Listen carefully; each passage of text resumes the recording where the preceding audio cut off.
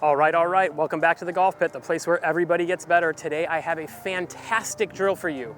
It's gonna help you check your setup, it's gonna help to check you how your body is working, and whether you're over the top or stuck underneath, it's gonna help you get more of what you need, okay? It all involves this one alignment rod. All right guys, so if you've spent your time on Instagram or on YouTube, you've obviously seen the alignment rods. If you're a golfer, you know it, you probably carry some in your bag. I'll tell you what, on the first couple times, don't use your favorite pair of pants because we have seen once in a while these belt loops to get ripped off. We'll go into that more in a minute. So the first thing we can do is just simply set up to the golf ball. This alignment rod is gonna serve as a visual cue to where my hips are aimed. So now I can see that my hips are parallel to the target line and I'm good to go. A lot of you, when you set up, you're already looking at the target, you're going to a golf ball that's in a forward position, and you'll see that alignment rod is pointing way left. This is telling you that your hips are open at your address. This is really negating your backswing and making your golf swing a whole lot harder before you even pull the trigger. If you guys have paid attention to Adam and I's content, you guys know about the hip bump, the reverse K.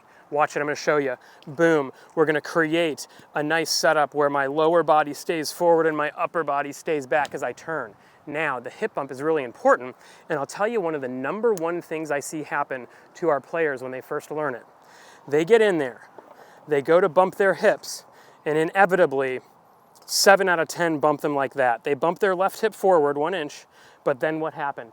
The alignment rod opened up. So if you're working on your hip bump, right, what a wonderful way to make sure when you bump those hips, your hips are still square.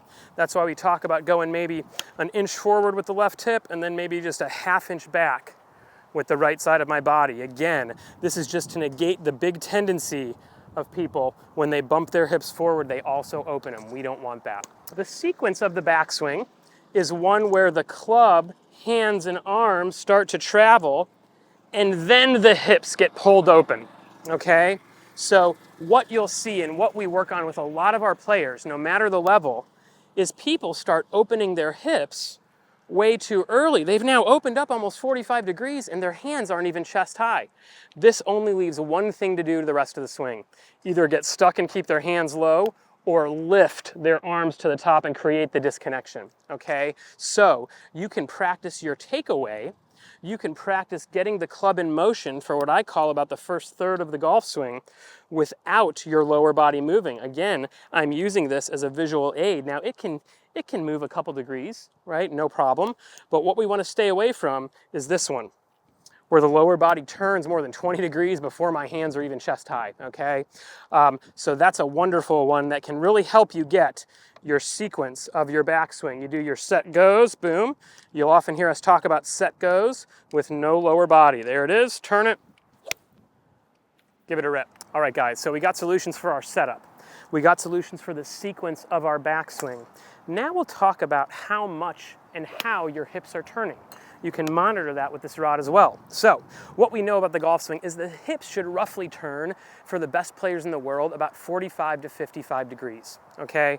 So if I did a 45-degree angle right here, right, there's a 90-degree angle, I split it in half, so now I'm roughly looking at a 45-degree angle here. I put another rod on the ground, all right?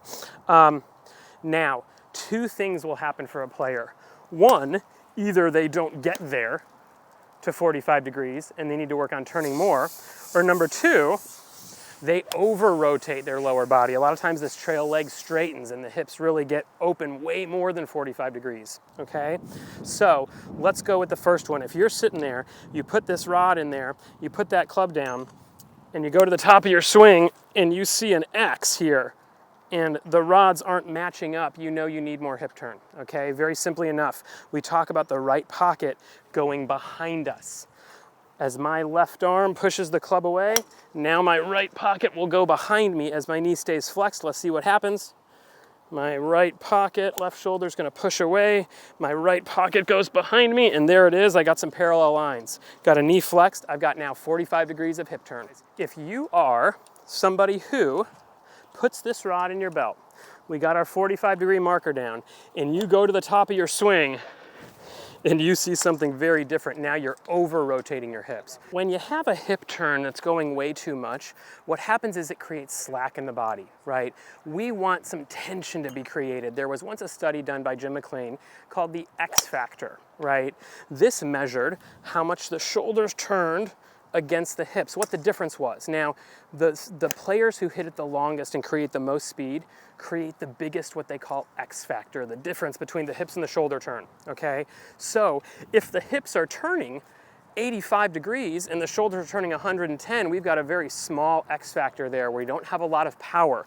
Now we're gonna start to see a lack of power in trying to time things back up, okay? So some of you might think that I gotta turn my hips to the moon. That would only be true if you weren't getting to that 45 degree. There is a proper amount of turn where now I can turn my shoulders even more. I feel the stretch in my body, the power, and boom, give it a rep. Now let's get to the nitty gritty. This is really what most people are working on when you see this alignment rod in their belt loops, okay? Most people are trying to get either unstuck because their club is coming way down and low and into the ground inside, or they're trying to get less over the top, okay? So here's the thing. When I make a golf swing, I want to make sure that my arm gets in front of the right side of the body, okay? Notice how this alignment rod is a direct extension of the right side of my body. So if my arms get in front of that, I should be in pretty good shape. And here's the misconception. A lot of people think this is just for people who get stuck underneath. Now, underneath players, right, go up to the top, they come down, they see their shaft of their club dropping underneath their forearm, and now the ground becomes very engaged behind the golf ball and they get really into outswings, okay? So what those people want to do, the people who are making chunks inside the golf ball, the people whose divots go way into out, what you want to do is you want to make this alignment rod a little longer, and you want to make sure that you don't hit it on the way down, okay? It's going to help you get on top of it. That's not the majority of you. The majority of you come over the top, okay? The majority of you are up here, and guess what? I saw somebody doing this on the range yesterday, so I did it, and I'm an over-the-top player, and guess what? Wow, nothing could be easier. I'm doing great, right? Well, here's the thing. Your flaw actually makes it easier to miss the rod. What we're gonna make sure we do now, I'm gonna shorten the trail side a little bit, okay? I'm gonna shorten the trail side a little bit. I'm gonna really focus on my hands during this next drill. I'm gonna set up, I'm gonna go to the top of my swing, and now here's my goal. If I'm an over-the-top player, here's what I wanna do. I wanna try to keep this alignment rod back. I wanna try to keep this orange part by my right side deeper, and I wanna try to fire my hands down. Notice my chest, notice my belt buckle. Everything is staying closed longer, and my hands are trying to come down as close as they can to my right pocket or to this alignment rod, all right? That's how you're gonna take your over-the-top swing plane, you're gonna get better sequence on the way down, your back and butt will stay to the target, and your hands will get down. Now you can swing through and you can see already there's a really, really nice in-to-out path, okay? So let's see if we can give you an example here.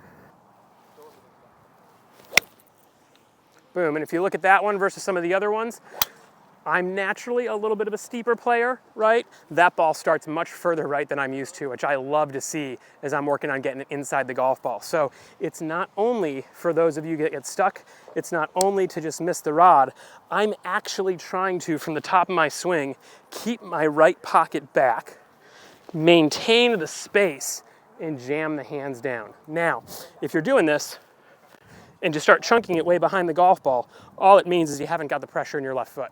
Okay, turn it up to the top as your pocket stays back, as your hands come down. Let's get some pressure in that front foot. Now you can rotate around it, and that will have moved your divot forward. Let's do it again. This is the way I like to use this rod, being naturally a little bit more of a steeper player. Ooh.